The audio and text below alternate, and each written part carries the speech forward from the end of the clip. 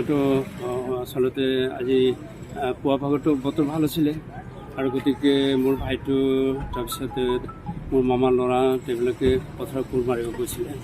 তো হঠাৎ মানে দুৰ্ভাগ্যক্ৰমে 1:30মান বজাত ডাৱৰ আহিলে, ধৰাকৈ বৰষুণ দিলে আৰু বজ্ৰপাত কৰিলে আৰু সেই তেতিয়া তেওঁলোকৰ এইটো অৱস্থা হ'ল। তেওঁলোক পথাৰত কাম কৰি আছে, পথাৰত কাম কৰি আছিলে আৰু বোৱাৰী আৰু ভাগিন বোৱাৰী তেওঁলোক মানে ভাত লৈ গৈছিলে পথাৰত খাবৰ কাৰণে।